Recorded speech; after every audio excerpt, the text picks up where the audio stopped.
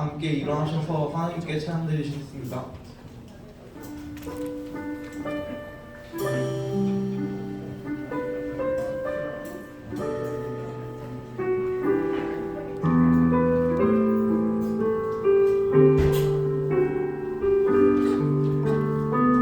따스한 성령님,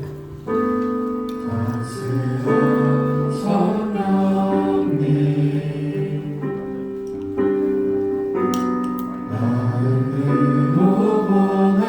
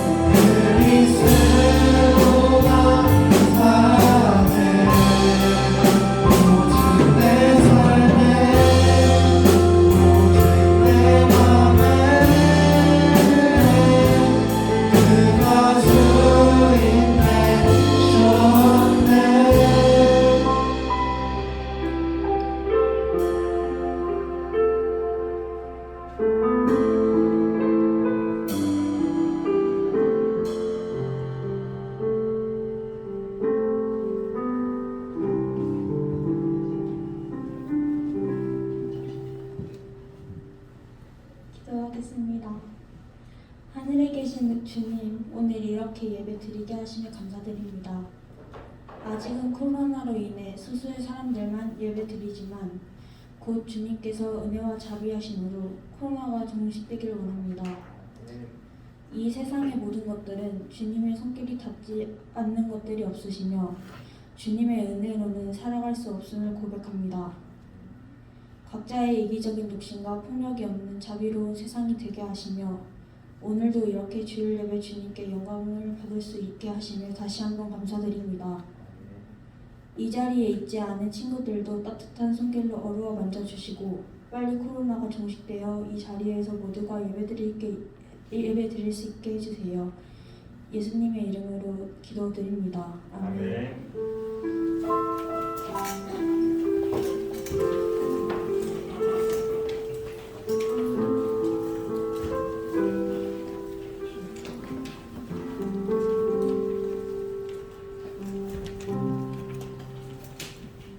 오늘 우리에게 주신 하나님의 말씀은 요한복음입니다. 요한복음 19장 28절에서 30절까지의 말씀입니다. 요한복음 19장 28절부터 30절 우리 한 절씩 읽고 마지막 절을 우리 같이 읽도록 하겠습니다. 이후에 예수께서 모든 것이 이루어진 것을 아시고 성경을 이루려고 말씀하셨습니다. 내가 목마르다. 거기 신 포도주가 담긴 그릇이 있어서 그들은 해면에 포도주를 흠뻑 적신 후 붓을 줘 줄기에 매달아 올려 예수의 입에 갖다 대었습니다. 같이 읽겠습니다. 예수께서 신 포도주를 받으시고 말씀하셨습니다.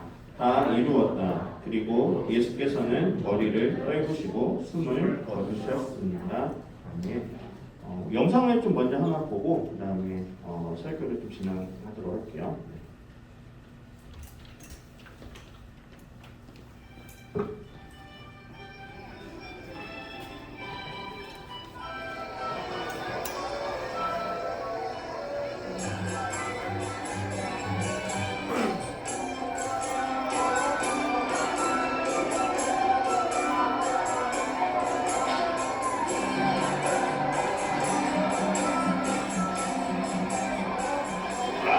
Command your disciples to be quiet. I tell you, if they were to be quiet, the stones themselves would begin shouting.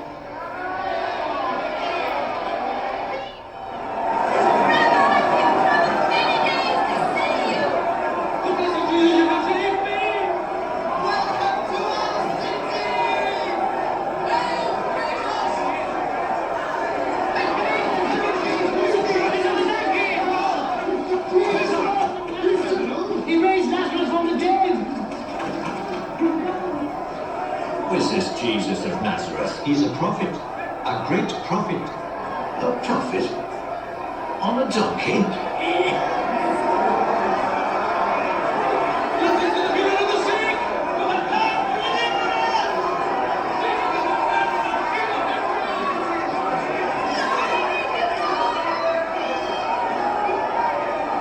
Isaiah said, Jerusalem, daughter of Zion, behold, thy king cometh unto thee, humble and meek.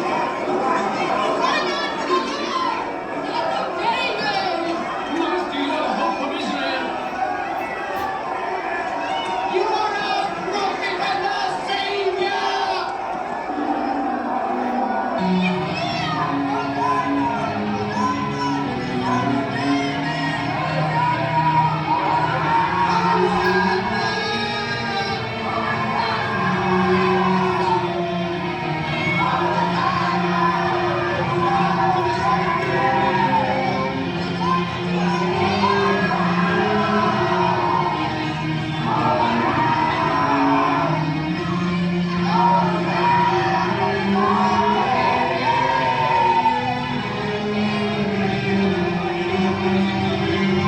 You see, we are not succeeding at all. Look! The whole world is following him.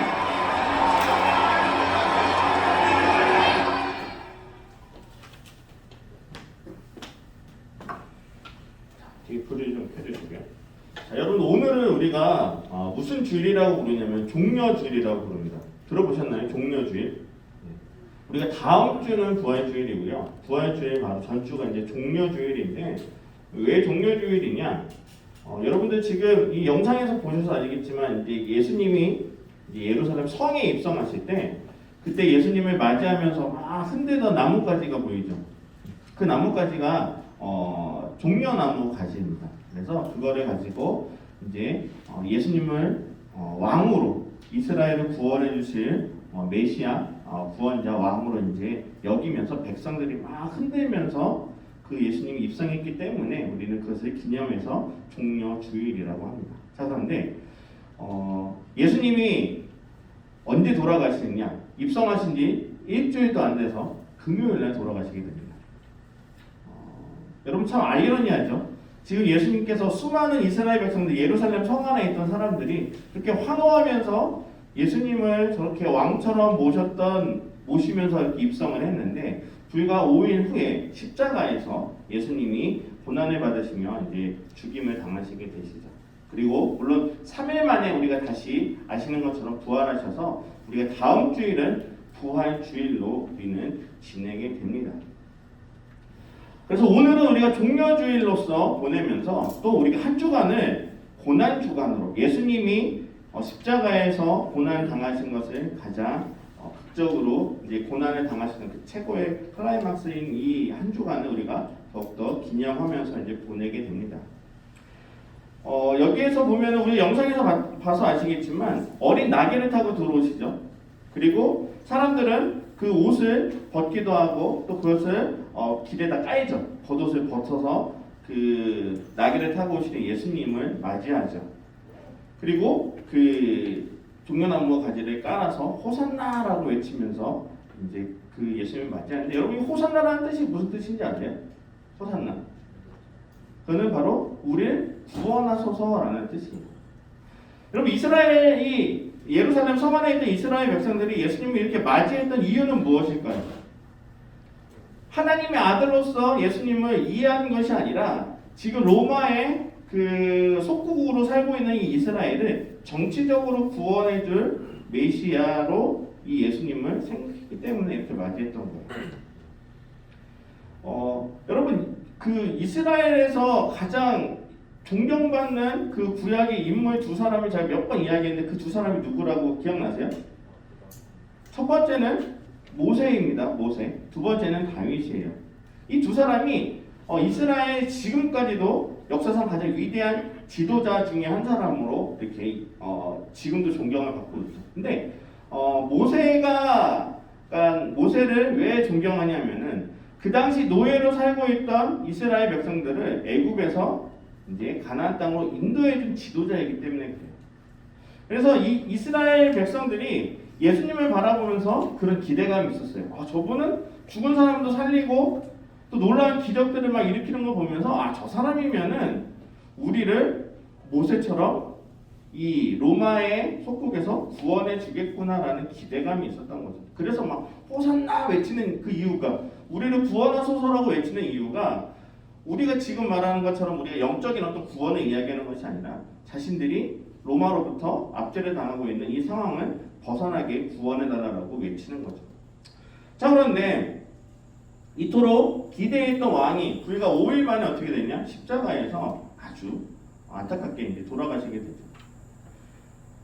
어떻게 보면은 이 십자가의 사건이 굉장히 뭔가 그 이스라엘 백성들이 이루고자 했던 것을 이루지 못한 아주 절망적인 사건이었음에도 불구하고 하지만 하나님의 입장에서는 이것이 엄청난 놀라운 계획이었던 것을 우리는 이제 시간을 지나서 성경을 통해서 우리는 알고 있죠. 그래서 오늘은 제가 이 십자가 사건을 통해서 예수님이 우리들에게 이루어 주신 것이 무엇인지에 대해서 좀 나누려고 해요. 자, 첫 번째 자막을 한번 따라 한번 읽어볼게요. 시작. 십자가를 통해 구원을 이루셨습니다. 자, 여러분 지금 제가 좀 전에 이야기했죠.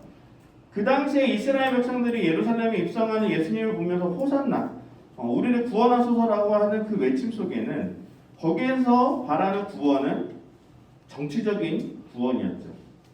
로마의 압제에서 벗어날 수 있는 그런 정치적인 구원을 이야기했는데 제가 말하고자 하는 이 구원은 정치적인 구원이 아니라 바로 우리의 영원한 생명을 주신 그 예수님에 대한 구원입니다. 성경에서 사람이 지은 최초의 죄는 뭔지 알아요? 사람이 지은 최초의 죄. 그게 뭐예요? 구약시대 때. 사과. 맞아요. 선악과를 따먹은 거. 예. 선악과를 따먹은 게 최초의 죄예요. 하와가 처음에 먹었고요. 그 다음에 그 하와가 남편이 아담을 꼬셔서 이제 같이 먹게 되죠. 자, 그런데 맨 처음에 이 하와를 꼬신 그 동물이 있습니다. 그게 뭔지 기억나요? 네, 뱀이에요, 뱀. 뱀이 하와를 꼬드겨서 선악과를 먹게 하죠. 그래서 신학적으로는 이 뱀을 어떻게 좀 해석을 하냐면 사탄으로 해석해요. 그냥 단순히 그냥 뱀 동물로 해석하는 것이 아니라 하나님의 약속을 어기게 만들었던 그 사탄으로 이제 신학적으로는 해석을 하는데 그 뱀을 통해서 선악과를 따먹게 되었기 때문에 모든 사람들이 기본적으로 다 죄가 있다라고 생각을 해요. 그래서 이거를 우리가 신학적으로 뭐라고 이야기하냐면 원죄라고 해요. 원죄. 처음부터 가지고 있었던 죄. 이거는 우리가 어떻게 지어서 잘못을 해서 지은 죄가 아니라 처음에 하나님이 창조하신 아담과 하와를 통해서 그들이 지었던 죄가 계속해서 우리들에게 이어진다라는 개념입니다. 이거는요, 이 죄는요, 우리의 힘으로 절대 해결할 수 없는 죄였던 거예요. 이거는 평생 우리는 죄인으로서 그 죄를 가지고 살아야 되는 그런 문제가 있었던 거죠. 자, 그런데 창세기에 보면요, 모든 상황을 이제 하와와 아담이 선악과를 따먹고 이 모든 상황을 아신 하나님이 아담과 하와를 통해서 그들에게 이제 저주의 이제 말씀을 하시죠. 저주의 말씀을 하시는데 아담과 하와에게만 저주의 말씀하신 것이 아니라 하와를 꼬드겼던 그 뱀에게도 하나님이 저주의 말씀을 하세요. 그게 창세기 3장 15절의 말씀인데 이렇게 나와 있습니다. 내가 너와 여자 사이에 내 자손과 여자의 자손 사이에 증오심을 두리니 여자의 자손이 내 머리를 상하게 하고 너는 그의 발 뒤꿈치를 상하게 할 것이다 라고 기록되어 있어요. 여러분 이게 우리가 그냥 그 앞에 창세기를 성경만 읽을 때는 그냥 이게 그냥 하나님이 말씀하신 그냥 저주구나라고 생각하는데 이거는 메시아에 대한 예언이었어요. 신학자들은 그렇게 이야기를 해요. 메시아. 그러니까 메시아가 뭐냐 구원해 주실 그 분. 그래서 예수님에 대한 예언이다라고 이렇게 우리는 그 신학자들은 그렇게 이야기를 해요. 이게 어떤 의미냐? 자, 여기에서 말하는 여자는 누구냐? 여자는 하와예요. 그죠? 하와죠. 하와의 자손이 너의 머리를 상하게 한다. 여기서 너의 머리는 누구의 머리냐? 뱀의 머리. 뱀에게 하는 저주이기 때문에 뱀의 머리를 상하게 한다는 거예요. 대신 여기서 말하는 너는 이제 뱀인데 너는 그의 발 뒤꿈치를 상하게 할 것이다 라는 이야기예요. 자, 이게 무슨 말이냐? 발 뒤꿈치를 상하게 한다는 것은 뭐냐면 사탄이 그 예수님을 어떻게든 상하게 하신다는 그런 예언이었어요. 하지만 그 여자의 자손 예수님을 이야기하는데 여자의 자손은 너의 머리를 상하게 할 것이다 라는 그 두 가지의 대립적인 예언이 있는 거죠. 자, 이것은 무엇이냐? 발꿈치를 상하게 한다는 것은 이 뱀이 상징하는 그 사탄의 세력에 의해서 예수님이 십자가의 고난을 당한다는 것. 물론 그 십자가라는 이 대상은 나중에 이제 나오는 이야기지만 결국에 고난을 당한다는 것을 예언해주고 있는 거예요. 그래서 여자의 자손이 내 머리를 상하게 한다는 표현은 그렇지만 결국에 예수님에 의해서 그렇게 예수님의 발 뒤꿈치를 상하게 했던 사탄의 세력은 결국에는 다 완전하게 굴복된다는 그 예언이 그 처음에 그 아담과 하와가 죄를 지었을 때 이미 하나님을 통해서 예언이 됐던 거예요. 그래서 여러분 예수님이 십자가에 못 박힌 것에 대해서는 솔직히 사람이 하나님의 아들이 십자가에서 죽으셨다라는 것은 행복한 일이에요? 아니면 불행한 일이에요? 불행한 일이에요. 우리가 그냥 결과적으로 보면 불행한 일이에요. 그리고 심지어는 하나님의 아들이라는 분이 가장 극심한 그 죄를 지은 그 죄수들이 죽는 십자가에서 죽으셨다는 것 자체가 어떻게 보면 말이 안 되는 거예요. 왜? 하나님의 아들인데. 하나님의 아들이 어떻게 가장 큰 죄를 지은 그 십자가에서 죽을 수 있지? 거기서 예수님이 완전히 숨을 거두셨다라고 나오거든요. 그거는 어떻게 보면 이해가 안 되는 거죠. 사탄에 의해서 마치 예수님이 완전히 죽임을 당한 것처럼 여겨질 수 있는 거죠. 실제로 성경에 예수님이 고난을 받으시는 그 과정을 보면은 예수님을 죽이려 했던 그 무리들이 있죠. 뭐 바리새인, 서기관, 대제사장들, 그 당시의 종교 지도자들이 계속해서 예수님을 죽이려고 여러 가지 방법들을 다 쓰죠. 그래서 그들이 정말 예수님의 주변에 많은 사람들을 이용해요. 가룟 유다도 이용하고요. 빌라도도 이용하고요. 그 다음에 심지어는 그렇게 환호하면서 예수님을 왕으로 입성할 때 그렇게 막 소리쳤던 그 이스라엘 그 사람들까지도 나중에 법정 앞에 선 그 예수님을 향해서 죽이라라고 이제 계속 오히려 그 민심을 뒤바꿔 버리죠. 이렇게 예수님이 십자가에 못 박히시기까지 정말 그 사탄의 세력은 정말 여러 가지 방법을 다 동원해서 예수님을 십자가에 못 박으려고 해요. 자, 그런데 우리가 지지난주에 우리가 설교회 통해서 겟세마네 기도했던 설교를 들으셨을 거예요. 거기에서 보면은 예수님이 잡혀가시기 전에 마지막에 누구에게 기도를 해요? 하나님께 기도해요. 그 기도의 내용 혹시 기억나요? 혹시 만일 이 잔을 피할 수 있거든 이것을 피하게 해주시지만 만약에 하나님의 뜻이 아니거든 하나님의 뜻대로 순종하겠습니다라는 기도를 하죠. 그런데 하나님이 그 예수님의 기도를 들으세요? 안 들으세요? 거기에서 이 잔을 피하게 해달라고 하는데 그걸 피하게 해주세요? 안 해주세요? 안 해주세요. 왜? 하나님의 뜻은 이미 결정되어 있었기 때문에. 예수님이 십자가에서 달려 돌아가셔야 되지만 하나님이 계획하신 그 구원의 그 역사를 이룰 수 있기 때문에 그랬던 거예요. 어떻게 보면 예수님의 입장에서 보면 제가 인간적인 생각으로는 참 외로우셨겠다라는 생각이 들어요. 그렇게 그 고난을 당할 것을 다 알면서 하나님께도 기도했는데 그것이 응답되지 않았을 때 얼마나 마음이 아팠을까. 그러면서 결국에 십자가의 고난을 당하기 위해서 가는 그 발걸음 자체가 얼마나 외로웠을까. 근데 예수님은 결국에 하나님의 뜻에 순종하시죠. 자, 순종하셔서 결국에는 십자가에서 달려 돌아가세요. 그 이유는 무엇이냐? 구원을 이루게 하시기 위해서. 우리가 처음부터 가지고 있었던 그 원죄, 처음에 아담과 하와를 통해서 가지고 있었던 우리의 힘으로 해결할 수 없었던 그 죄를 해결해 주시기 위해서, 그리고 영원한 생명을 주시기 위해서 하나님은 독생자이신 예수 그리스도를 결국에는 십자가에 못 박게 하셨다는 거죠. 여러분, 만약에 예수님이 십자가에 달려 돌아가지 않으셨다고 한다면 이 구원의 약속은 이루어질까요? 못 이루어질까요? 이루어지지 않는 거죠. 예수님께서 십자가에 달려 돌아가셨기 때문에 그 구원의 약속과 그 성경 구약에 나와 있는 여러 가지 그 예수님에 대한 예언이 이루어질 수 있었던 거예요. 그런데 십자가에서 달려 돌아가시는 그 순간에는 예수님이 어떻게 보면 진 것 같이 보이죠. 사탄의 세력이 진 것 같이 보이죠. 그런데 결국에는 어떻게 되었어요? 예수님이 3일 만에 다시 부활을 하신 거예요. 여러분, 그 당시에 죽었던 사람이 다시 살아나는 것은 있을 수가 없는 일이죠. 물론 나사로가 살아나긴 했고 그 다음에 이제 12살 그 소녀가 살아나긴 했었지만 그럼에도 불구하고 그때는 예수님이 살리신 거였죠. 그런데 스스로 죽었던 사람이 다시 살아나는 기적은 없었는데 예수님께서 십자가에서 죽으신 지 3일 만에 다시 살아나심으로 인하여서 이 구원의 역사를 완성하셨다는 거예요. 여러분, 십자가의 고난이 어떻게 보면은 사탄의 세력이 승리한 것처럼 보일 수도 있어요. 십자가에서 달려 돌아가시는 그 순간에 모든 희망이 사라진 것처럼 보여요.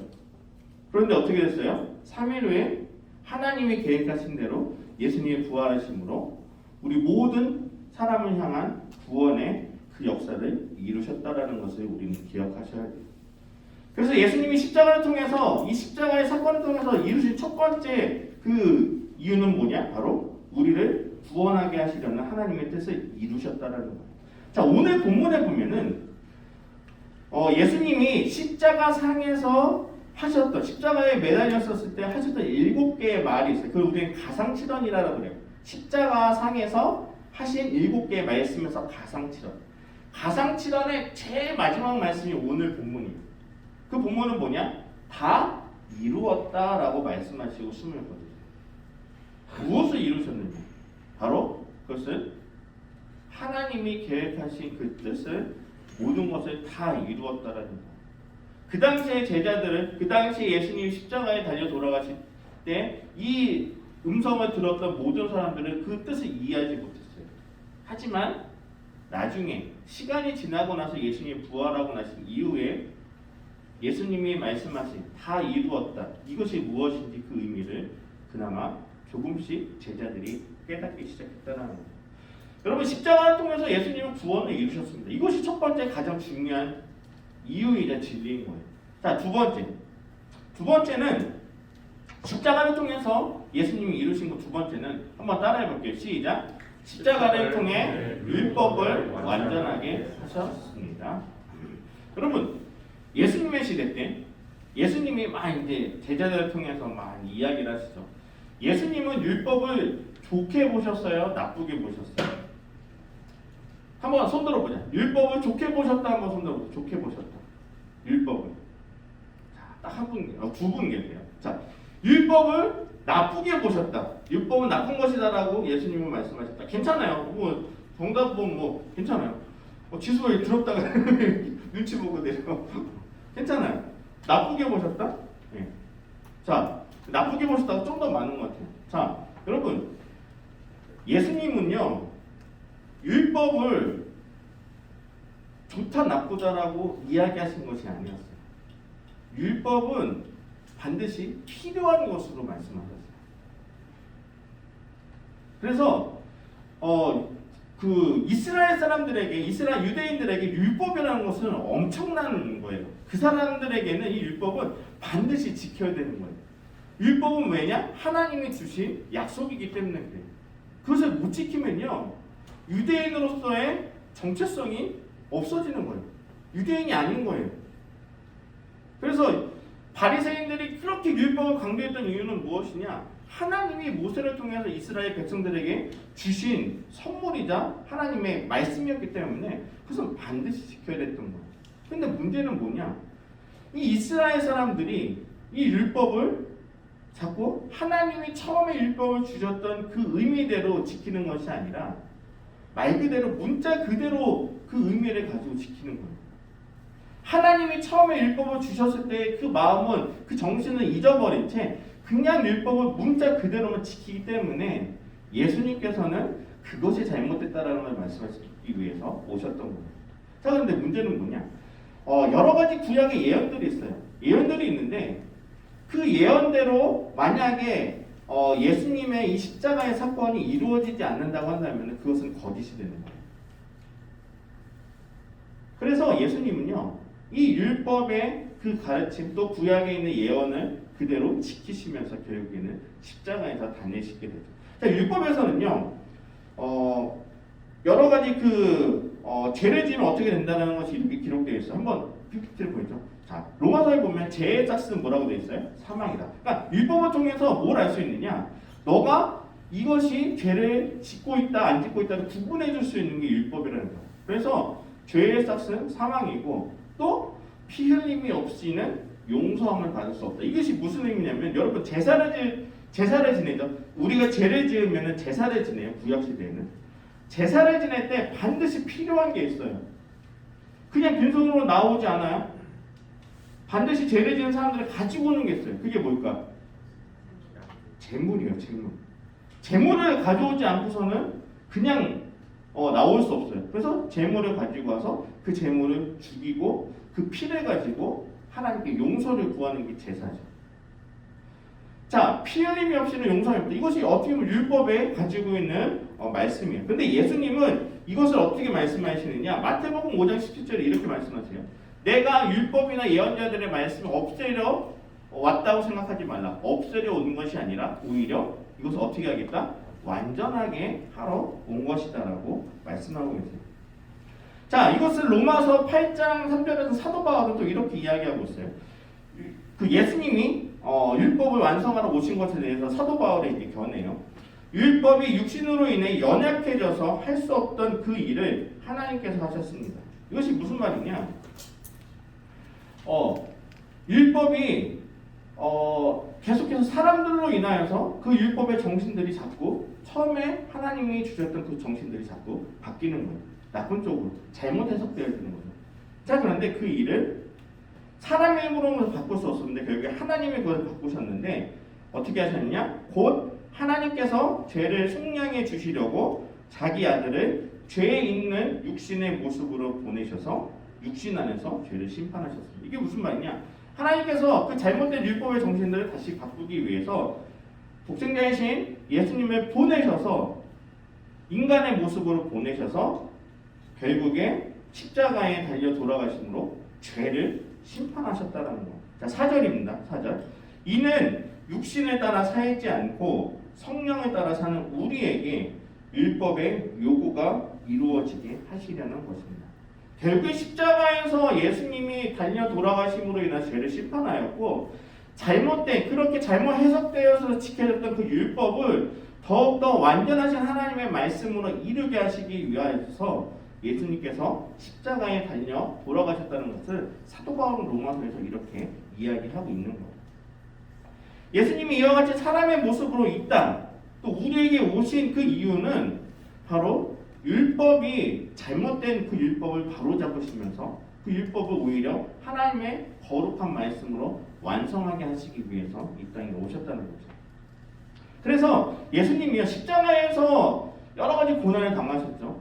억울한 고난을 당하셨죠. 하지만 그것을 통해서 율법이 말하는 그 목적 그리고 처음에 율법을 주실 때 그 하나님이 주셨던 그 마음과 정신을 모두 다 다시금 원래의 자리로 완전하게 회복시키기 위해서 예수님은 십자가에서 달려 돌아가신 것입니다.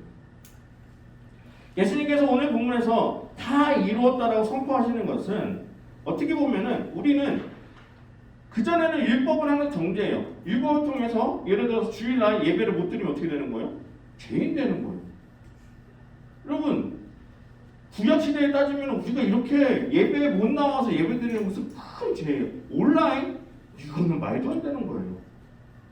그런데 그런 것이 율법이 어떻게 보면 이렇게 죄로 정죄할 수 있는 이 상황 가운데서 예수님은 그 율법의 문자적인 것이 아니라 그 의미를 깨달아서 정말 너희가 각자의 자리가 어디 있든 간에 하나님을 사랑하는 그 마음으로 드려진 그 모든 것이 더 소중하다라는 율법의 진짜의 의미를 다시 한번 알려주시는 거죠.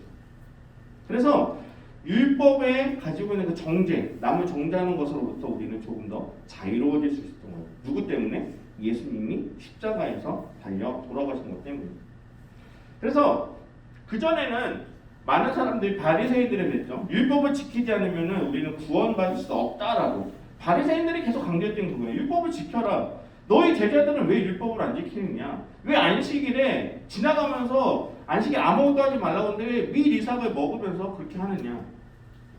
여러 가지 그 바리새인들이 그 예수님과 예수님의 제자들에 대해서 율법으로 막 정죄하죠. 그런데 예수님은 그것이 아니다라는 걸 말씀해 주시는 거예요. 너희들이 말하는 것은 진정한 율법에 가지고 있는 하나님의 그 뜻이 아니다. 그 진정한 뜻을 내가 십자가에서 죽음으로 고난으로 인하여서 내가 이 모든 것의 진정한 의미를 다시금 알려주겠다라고 말씀하시면서 돌아가신 거죠. 여러분 그래서 우리는 그전에는 바리새인들은 율법이 구원의 기준이었는데요. 예수님 때문에 이제는 율법이 구원의 기준이 아니라 누가 율법의 그 구원의 기준이냐? 바로 십자가에 달려 돌아가신 예수님 자체가 율법의 구원의 기준이 되었다는 사실을 우리는 믿게 되는 거죠. 여러분 그래서 예수님은요 결국에 이 율법을 완전하게 하신 분이십니다. 자, 세 번째 마지막 세 번째입니다. 한번 따라해볼게요. 시작. 십자가를 통해 다시 화목해질 수 있었습니다. 여러분 이 화목해라는 게 무슨 말이냐? 우리가 가족들끼리 어떻게 해야 돼요? 화목해야 돼요. 화목하다라는 거는 벽이 없이 우리가 다 같이 행복하게 지내는 것을 화목하다라고 해요. 자 그런데 다시 화목해질 수 있다는 것의 전제는 뭐냐? 화목하지 않았다는 거예요. 무엇 때문에 화목하지 않았냐? 죄 때문에 화목하지 않았다는 거예요. 죄 때문에 하나님과 나와의 관계 사이가 화목하지 않은 거예요. 그 안에 벽이 생겼던 거예요.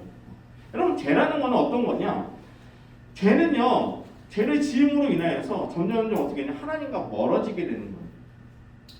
여러분, 무언가 잘못을 하게 되면 어떻게 돼요? 예를 들어서 내가 학교에서 뭔가 잘못을 하게 돼요. 선생님한테 선생님 하지 말라는 걸 하게 돼요. 그럼 우리들의 마음 심리 가운데 어떻게 돼요? 내가 선생님이 하지 말라는 것에 대해서 그걸 했었을 때 막 당당히 돼요. 선생님 앞에 막 자신 있게 나아갈 수 있어요. 대부분 어떻게 하냐? 대부분 선생님 눈을 피할 거예요. 어떻게든 그 상황을 모면하려고. 여러분, 이게 무슨 말이냐? 죄라는 건요, 자꾸 관계를 멀어지게 해요. 하나님과의 관계도 마찬가지예요. 우리의 죄 때문에 하나님 앞에 우리가 가까이 나아가지 못하고 점점 하나님과의 관계가 멀어지게 하는 게 죄의 역할이라는 거죠. 그래서 구약 시대에는요, 이 관계가 멀어지는 것을 없애기 위해서 어떻게 했냐? 제사를 지냈죠. 아까 말한 대로 제사를 지내서 그 제사를 가지고 이제 하나님께, 하나님, 내가 죄를 지었으니까 이 관계를 다시 한번 회복시켜 주세요라고 드리는 게 제사죠. 자, 그런데 구약 시대에는요, 하나님께 용서를 구할 때 특별히 대제사장이요. 그 대제사장은 제사장이 참 대빵이죠. 이 대제사장이 1년에 한 번씩, 딱 1년에 한 번씩 그 성막 안에 성소라는 게 있어요. 성소 안에 딱 들어갈 수가 있어요. 딱 1년에 한 번. 근데 이 성소는요, 아무나 들어갈 수 있는 데가 아니에요. 왜냐? 그곳에는 그 법궤가 있었고요. 그 법궤 안에 하나님이 계시다라고 믿었기 때문에. 그래서 평상시에는 아무 때나 들어오게 되면 어떻게 되느냐? 대제사장이라고 해도 죽어요. 구약 시대는 죽어요.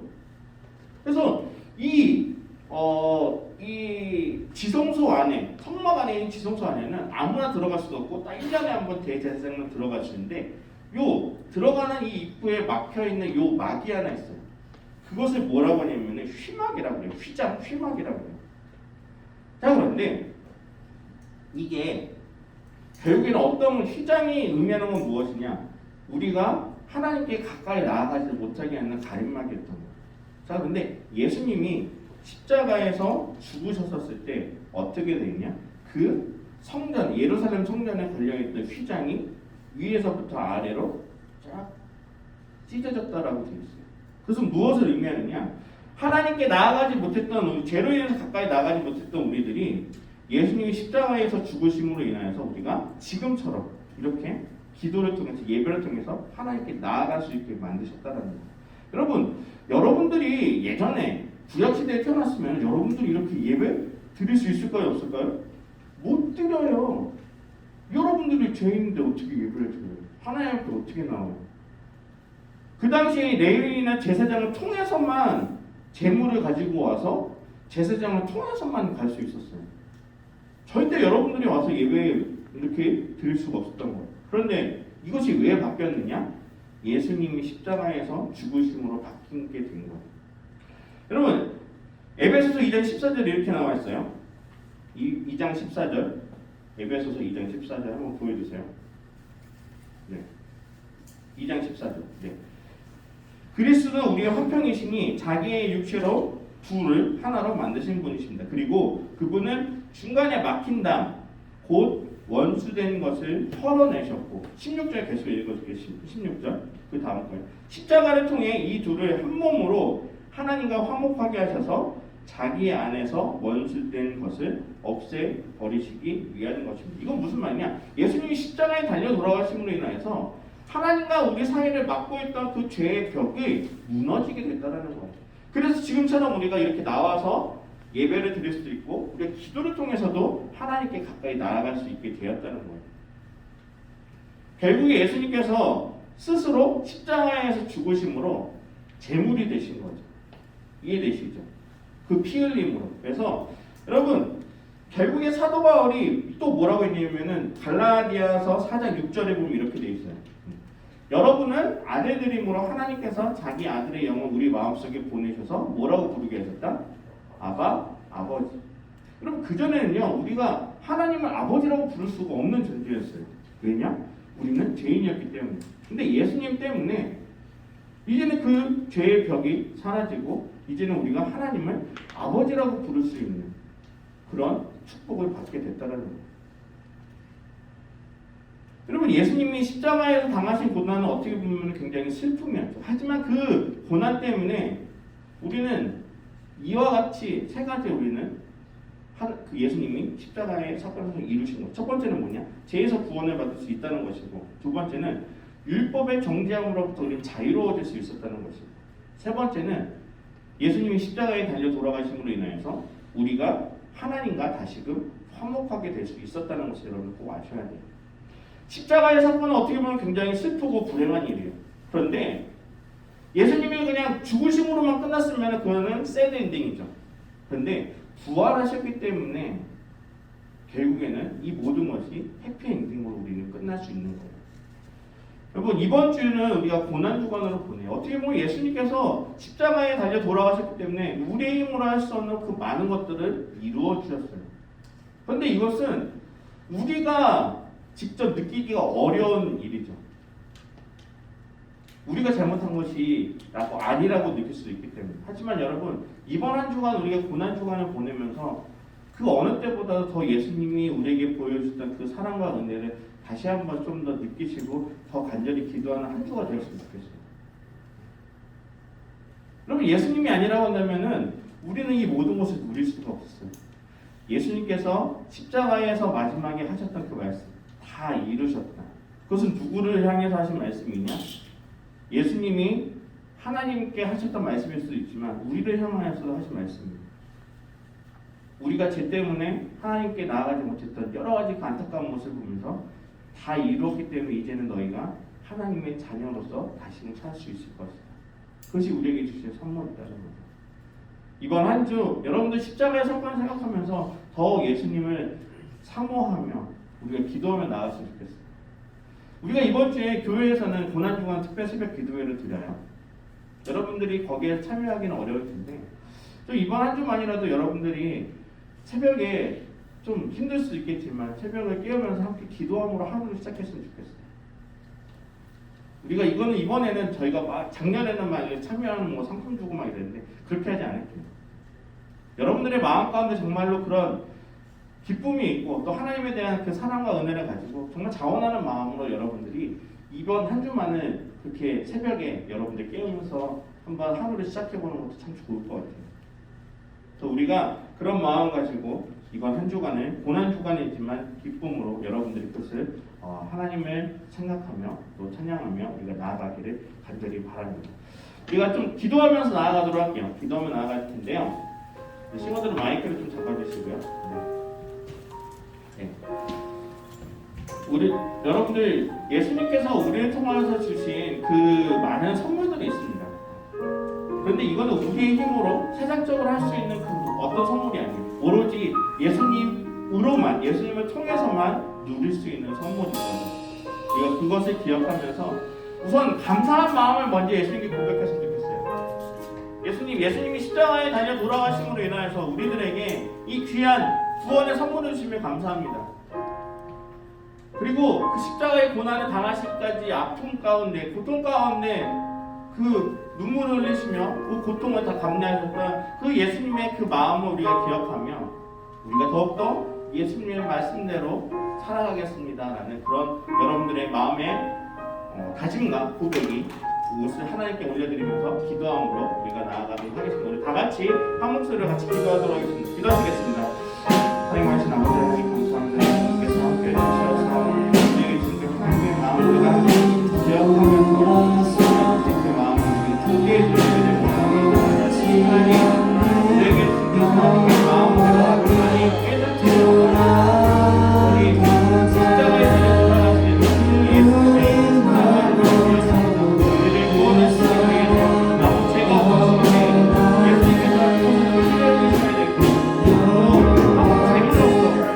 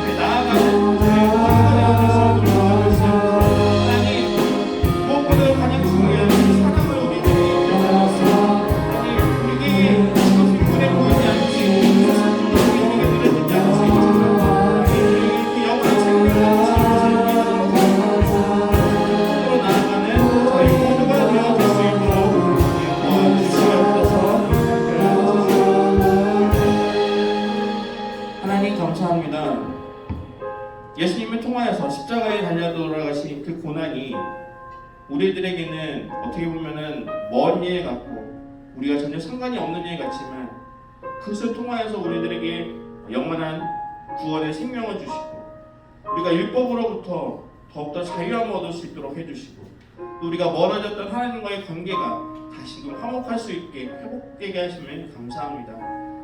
우리가 우리의 힘으로 할 수 없는 이것들을 예수님께서 십자가의 죽으심으로 다 이루셨기에 우리가 이것을 감사함으로 먼저 고백하는 저희 모두가 되게 도와주시옵소서. 우리가 매일매일 살아가면서 특별히 이번 한 주간을 고난주간으로 보냈는데 더욱더 예수님의 주신 그 사랑을 우리가 느끼고 깨닫기를 원합니다. 우리들의 마음 가운데 그 은혜를 사모할 수 있도록 우리들의 마음을 더욱더 하나님께서 만져주시고 또 붙들어주시고 그 기쁨을 우리가 표현하며 주님 앞에 고백하며 나아가는 귀한 하루하루를 살아가는 귀한 한 주가 되게 도와주시옵소서. 함께 이것을 믿사오며 예수님의 이름으로 기도드립니다. 네. 우리 다 같이 일어나셔서 하나님께 예물을 올려드리도록 하겠습니다.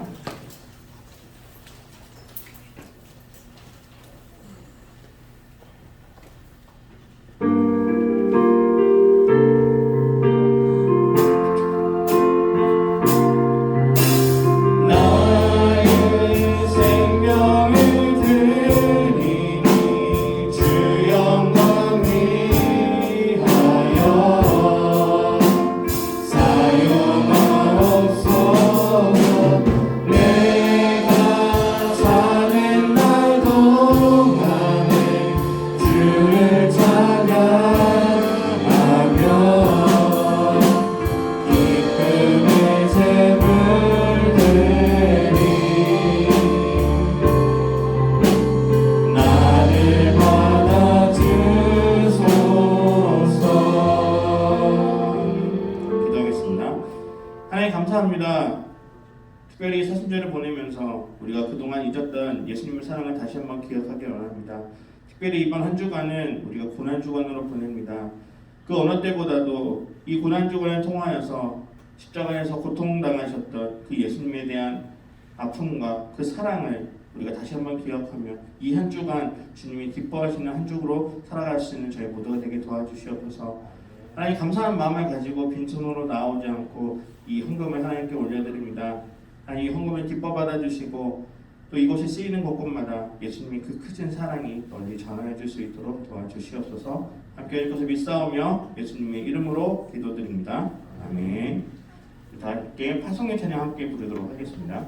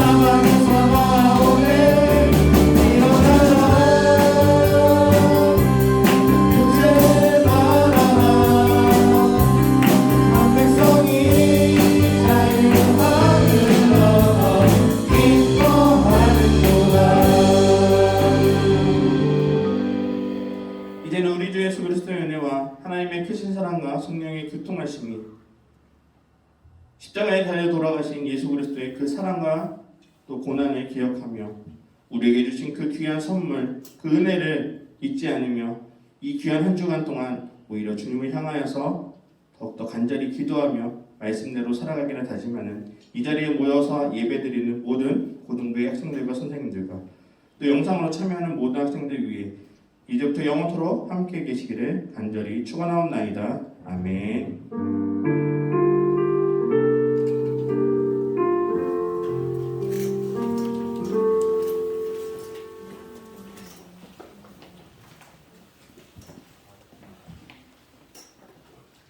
안녕하세요. 안녕하세요. 한 주 잘 보내셨나요?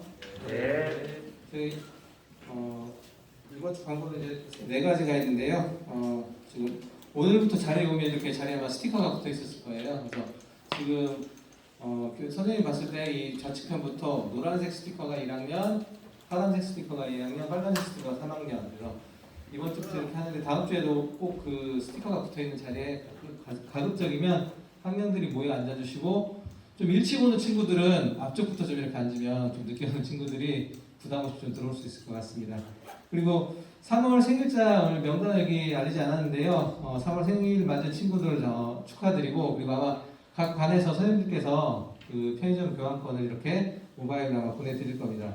그리고 지금 3월 첫 번째 주부터 고등부 성경 읽기를 진행할 예정입니다. 그래서 성경 범위는 여호수아부터 시작이 될 건데, 월요일부터 토요일까지 하루에 한 장씩 이렇게 읽고 카톡창에 인상적인 구절 한 개씩 이렇게 공유하시면 되겠습니다. 그래서 이거 참고해 주시고, 또 그리고 다음 주가 이제 부활주일, 혹시 들어오실 때 요 책갈피 다 받으셨죠? 여기 보시면 그 일정이 좀 나와 있으니까 아까 목사님이 한번 말씀하셨는데, 다들 이렇게 좀 우리 시간 되는 친구들, 그리고 마음 있는 친구들 같이 한번 참여했으면 좋겠습니다. 자, 이제 모든 예배가 끝났으니까 제 집으로 고고 하면 같이 한번 고고 외치고 집으로 가도록 하겠습니다. 집으로 고고! 고고!